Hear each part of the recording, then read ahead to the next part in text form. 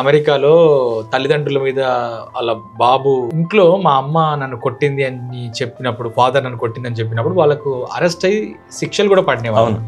But Indian parents చూసుకుంటే దండం దశగుండం భవే అన్నట్టు ఫుల్ కొడుతూనే ఉంటారు.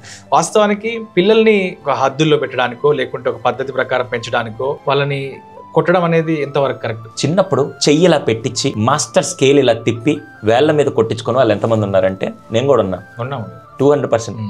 నాకు ఇప్పటికీ బాగా గుర్తు, నేను 4th క్లాస్లో ఉన్నప్పుడు మా నాన్నగారు పళ్ళ వ్యాపారం గల్లా పెట్టి అంటాం మేము, అంటే డబ్బులు వేసే పెట్టి, అది తీసుకొచ్చి రోజు సాయంత్రం ఇంట్లో పెట్టేసేవాళ్ళు. మళ్ళీ మరుసటి రోజు బండి తీసే టైంకి అది తీసుకెళ్ళి పెట్టేసేవాళ్ళు. నేనేం చేశాను, 2 రూపాయలు తీశాను.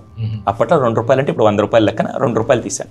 అది మా నాన్నకు తెలిసింది. ఆ స్టిక్ తీసుకొని వచ్చి నన్ను కొట్టాడు. అది ఎప్పుడు 3వ క్లాస్లో, బాగా గుర్తు నాకు. 3వ క్లాస్లో కొట్టేసి మళ్ళీ భయంకరంగా కొట్టేశాడు. అసలు ఇప్పటికీ నేను అది జీవితాంతం మర్చిపోయాను.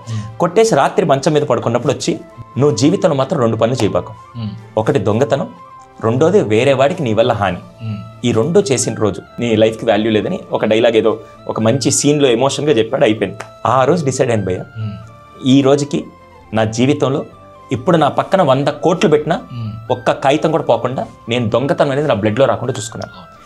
నేను తిన్నా తినకపోయినా నా వల్ల ఒకటికి అన్యాయం జరగకుండా నేను చూసుకుంటూ వచ్చాను. ఆ రోజు నా తండ్రి నాకు కొట్టకుండా బుజ్జగించి చెప్పుంటే వర్కౌట్ అయ్యేది కాదు.